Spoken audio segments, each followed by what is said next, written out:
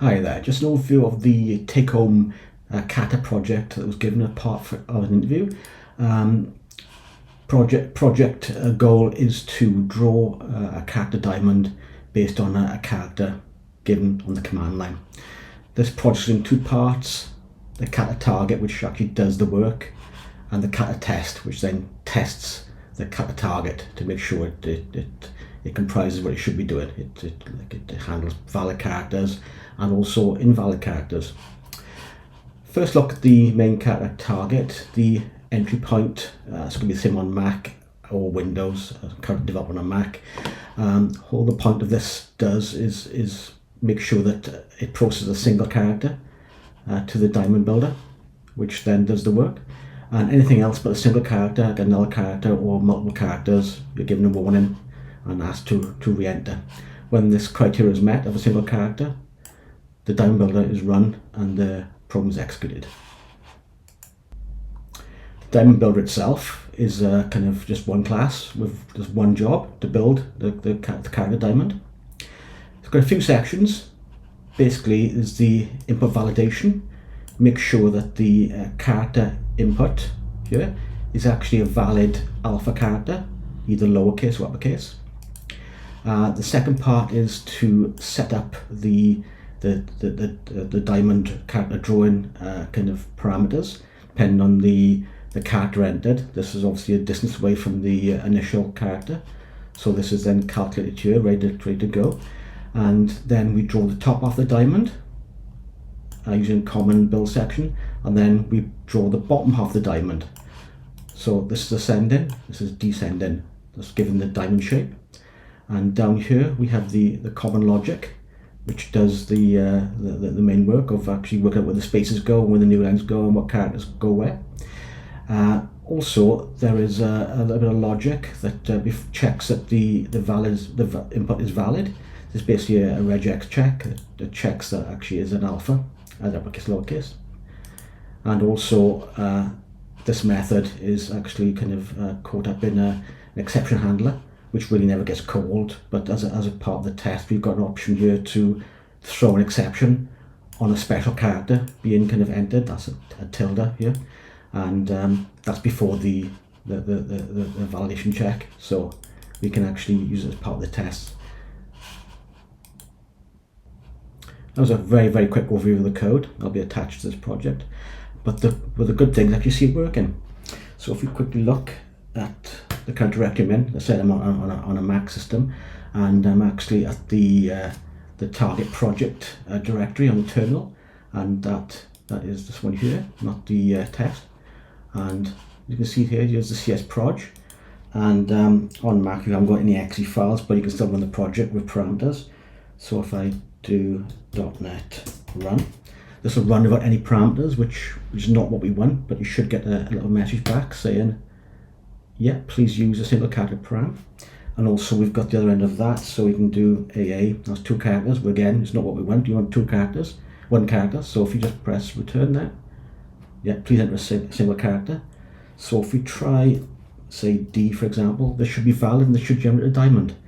So if we press that, return, yeah, we get a valid diamond with a D in the center. So it goes from A to D and then back down to A again. So that's performed correctly. And if we want, we can try the combinations as well. So we can try, say, E as well. So if we just change that D for an E, yeah. Now we can go absolutely crazy and max out the scale on this by running Z, and that's as big as we go. So if we run that, you can see that runs fine. We've also got a few other error trapping as well, because we are putting a single character in now. But if you put in say a numeric character, that will pass the kind of the main checks for parameters and characters to go into the method, but it's not what we want to draw a box. So if we run that, invalid character, so it only allows alpha characters, both lowercase and uppercase. If you just try another variation of that again, see, that works as we expected. So we can run things by hand here. That's really good. But as for testing this method, it would be good if you could actually run some tests, and we actually have got some here. So you can see in this test project that we can have set up some tests to test the Kata target project. Basically we link that to this Kata test project, and we've got different sections here on the test. First of all, we've got a test to actually kind of instantiate the object, the downbuilder object, and then we've got tests where we actually kind of invoke the build parameter with various different test parameters, and they basically go and get asserted here to see if they're correct. And this is where we actually run the actual method and get one part of the assert, which is the received, the actual parameter, and this is the expected parameter. And because the building of the character grid is not that visually appealing, you've got a lot of special characters like spaces and new lines in it, I've actually added a helper which reads a test case from a file, which makes it more visibly appealing. So if you look at these files, you've got one for B, one for D, one for G, and the biggest one for Z. So we can compare the results against pre-cooked character models, which then we can actually kind of check whether they are valid.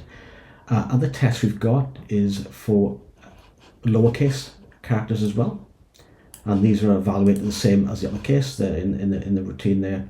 They're moved up to the uppercase character. Also, we look for invalid characters. So we've got star, we've got numeric, we've got Unicode, and also we've got like a question mark, for example. So that evaluates that we do get an invalid character message with a character being reported. And also we can invoke, using a special character, the method to throw an exception. So we record that the exception is thrown. So we have these tests set up, and if we run these tests, we can see that they all pass, which is superb. Also now I'm going to demonstrate the whole point of testing. If I was a developer and I go into this main routine and, for example, just pick a good one to change, throw exception. So if you throw an exception inside this method, we do return this message. If you change that to exception 2 and just save, and if you go to the tests, you can see here that when we run test 5, it expects that message, which is error encountered, not error encountered 2.